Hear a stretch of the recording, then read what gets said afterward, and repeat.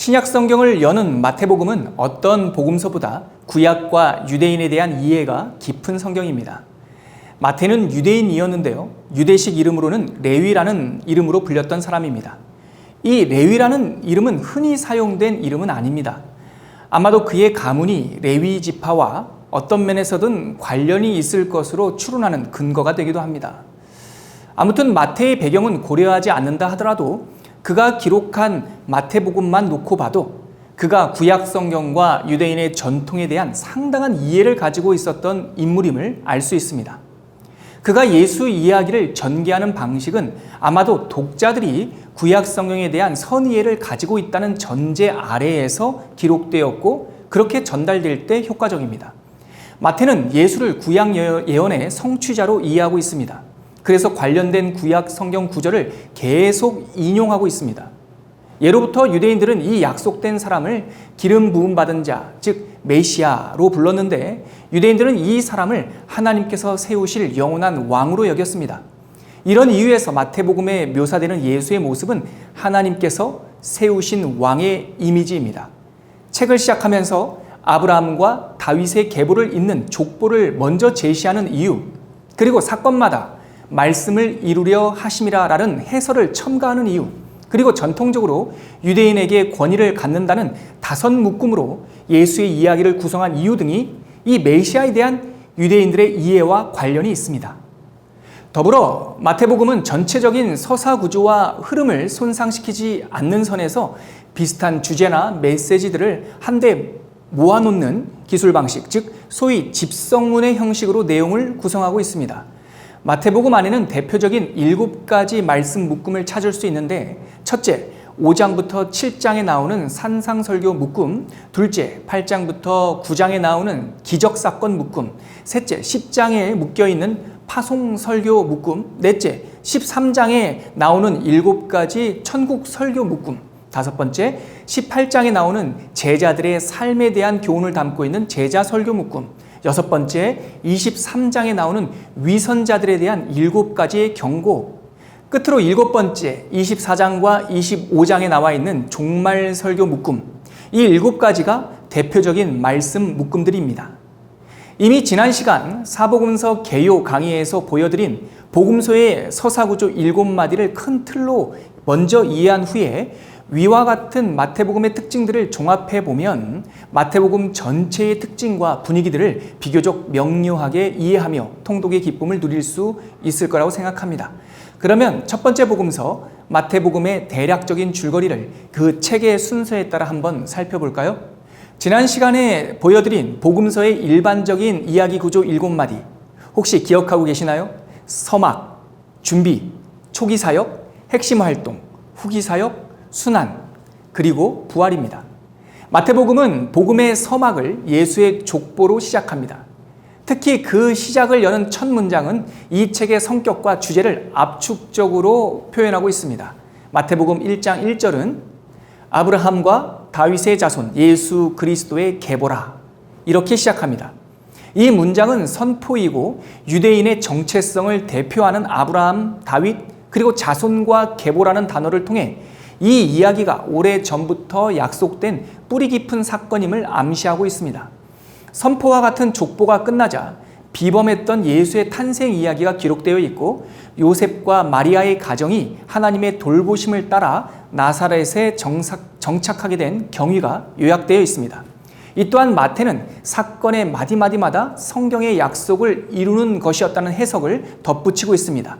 대표적인 한 구절을 찾아보도록 하죠. 복음의 서막을 마무리하는 2장 23절 말씀입니다. 나사렛이란 동네에 가서 사니 이는 선지자로 하신 말씀에 나사렛 사람이라 칭하리라 하심을 이루려 함이로라. 시간은 30년이 흘러 요단강에서 복음의 사역이 시작되는 장면에 맞춰집니다. 다른 복음서에 따르면 30살쯤 된 예수께서 요단강에서 세례 요한으로부터 물세례를 받고 성령이 자기 위에 임하는 경험을 했다고 합니다. 이 순간 성부, 성자, 성령, 삼위일체 하나님이 한 장면에 등장하는 전무후무한 장면이 기록되어 있는데, 성자 예수는 물에서 올라왔고 성령은 비둘기처럼 그에게 임했고 성부 하나님은 이는 내 사랑하는 아들이요 내 기뻐하는 자라라는 음성으로 이 장면에 드러납니다. 요한의 세례 후에 예수는 성령의 이끄심을 따라 광야에 갔고 그곳에서 그는 40일 금식 후 3가지 시험을 경험합니다. 광야에서 예수께 던져진 유혹들은 물질, 곧 먹을 것, 사람들의 박수라는 자기증명, 그리고 권력에 대한 유혹이었는데 이 3가지 유혹은 인간이 직면하는 대표적인 문제들이었습니다. 세례를 받고 광야의 시간을 통과한 후 드디어 예수는 하나님의 나라를 선포하기 시작했습니다. 마태는 그 시점을 요한이 헤롯에게 결박된 이후라고 증언하고 있습니다. 예수께서 요한이 잡혔음을 들으시고 갈릴리로 물러가셨다가 이때부터 예수께서 비로소 전파하여 이르시되 회개하라 천국이 가까이 왔느니라 하시더라. 이처럼 갈릴리 지방을 중심으로 한 초기 사역에서 가장 주요한 사건은 베드로와 안드레 그리고 야고보와 요한의 형제를 제자로 부르는 순간이었습니다. 그들은 갈릴리 호수에서 생업을 일구던 어부들이었는데 예수의 부름을 받고 그의 첫 제자들이 됩니다. 예수의 사역 기간은 전통적으로 약 3년 정도로 보고 있는데요. 많은 사람들은 이 첫 해 사역은 갈릴리를 중심으로 준비 단계와 같았고 둘째 해에 사람들로부터 주목을 받았으며 마지막 해에는 많은 배척을 받고 순환을 당했다라고 이해합니다. 많은 학자들은 갈릴리에서 첫 제자들을 부른 후 마지막 12번째 제자들이 다 모일 때까지 아마 수개월의 시간이 걸렸을 것으로 추측하는데 대부분의 시간은 이 갈릴리와 나사렛을 중심으로 진행되었습니다. 정확한 시점을 특정할 수는 없지만 12명의 제자들이 다 모인 후 예수님의 공적 사역은 본 궤도에 오르기 시작합니다. 예수는 이렇게 4명의 첫 제자들을 얻은 후 온 갈릴리를 두루 다니며 가르치고 전파하며 병자들을 고쳤습니다. 여기서 가르쳤다, 전파했다, 고쳤다 이 3가지 일은 예수 복음 사역의 큰 줄기였습니다. 예수께서 온 갈릴리에 두루 다니사 그들의 회당에서 가르치시며 천국 복음을 전파하시며 백성 중에 모든 병과 모든 약한 것을 고치시니 그의 소문이 온 수리아에 퍼진지라.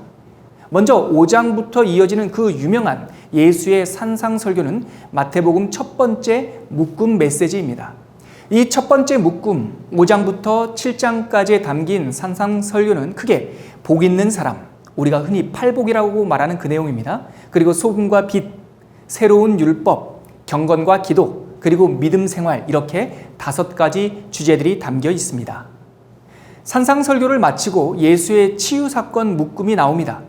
치유와 기적 사건은 예수가 모든 자연과 생명을 주관하는 주권자임을 드러내는 일이었는데 마태는 8장과 9장에 10가지의 기적 이야기를 묶어서 전해주고 있습니다.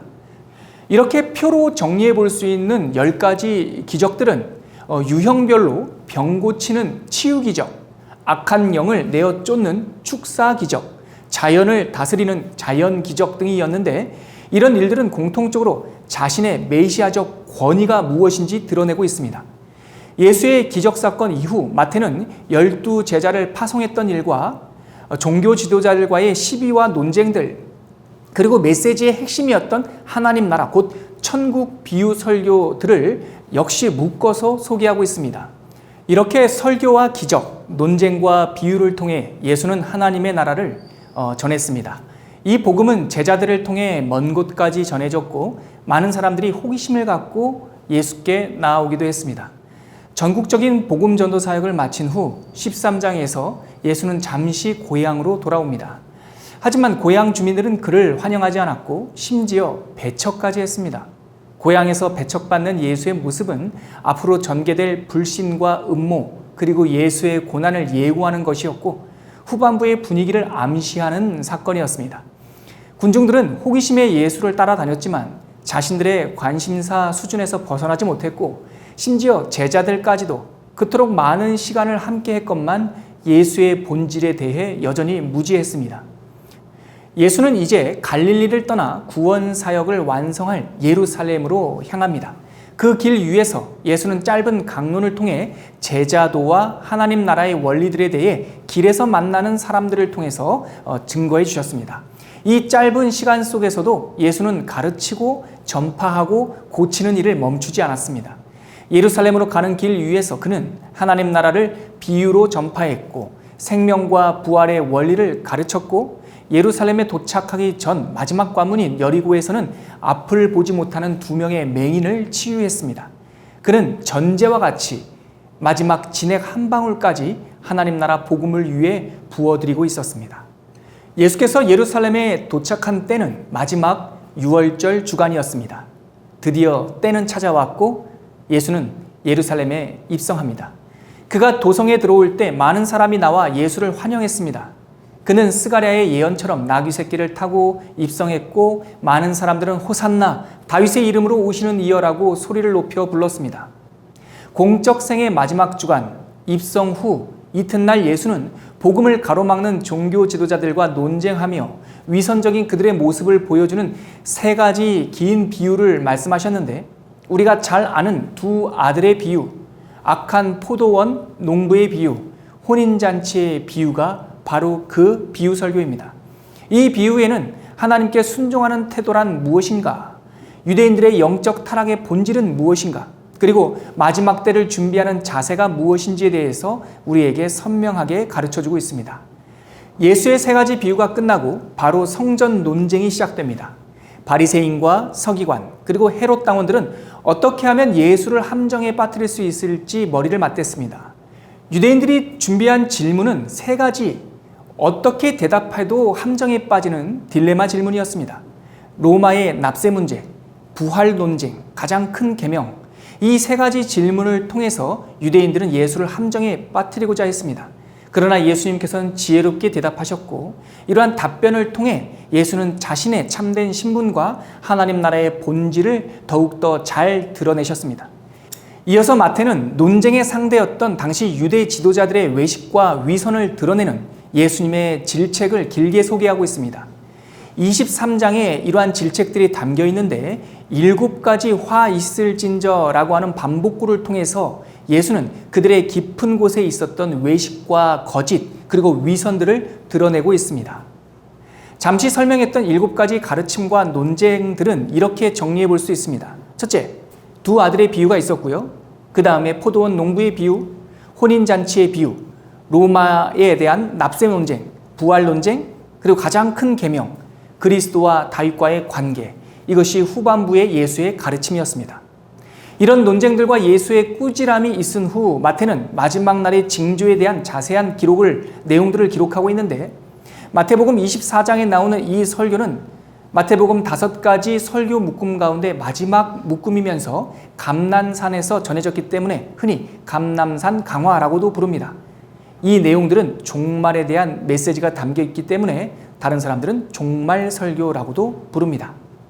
성전에서의 논쟁이 끝난 후 제자들을 대상으로 말씀하신 이 종말 말씀은 가까운 시일에 일어날 예루살렘의 그 위기와 또한 먼 미래에 범세계적으로 있을 여러 가지 종말의 현상들에 대해서 비유의 형식을 빌어 예언적으로 선포하고 있습니다. 마태는 이런 모든 가르침을 마친 후 예수님의 순환 사건을 차례대로 기록하고 있는데 잡히기 전날 밤에 있었던 사건들은 초대교회 성도들에게 잘 알려진 내용들이었습니다. 그래서 마태나 마가, 누가복음에 기록된 순환사는 매우 정형화된 내용들로 구성되어 있습니다.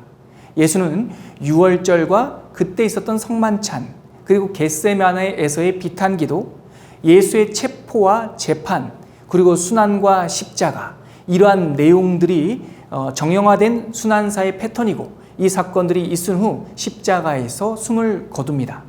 예수의 전형적인 순환사는 이렇게 7가지 장면으로 정리할 수 있습니다. 안식일이 지나고 첫날, 장사한 지 3일이 되던 그날 아침, 예수를 따르던 여인들은 여러 향품을 가지고 무덤에 찾아갔습니다. 마태는 텅 빈 무덤을 목격하던 그 순간을 지진과 놀람으로 묘사하고 있습니다. 돌문은 이미 굴려져 열려 있었고 그 속은 향유 섞인 피냄새만 가득할 뿐 텅 비어 있었습니다. 돌문 위에 앉아있던 천사는 이른 아침부터 찾아온 여인들에게 예수의 소식을 전해줍니다. 그가 여기 계시지 않고 그가 말씀하시던 대로 살아나셨느니라. 와서 그가 누우셨던 곳을 보라. 마태는 자신의 복음서 마지막 장 28장에서 예수의 부활을 자세히 전합니다. 그는 말씀하신 대로 살아났고 약속하신 대로 제자들을 먼저 찾아갔습니다. 그의 부활은 죽음을 이긴 승리였고 영생의 첫 열매가 되었습니다. 마태복음은 우리와 함께 계신 하나님의 임재에 대한 기쁜 소식을 전하면서 끝으로 성령이 주도하는 교회의 시작, 교회의 확장을 선언하고 있습니다. 복음서의 마지막은 끝이 아니라 새로운 시작을 의미하고 있었습니다. 세상 끝날까지 너희와 항상 함께 있으리라. 이 말씀과 함께 마태가 전한 예수의 이야기는 마무리되고 있습니다.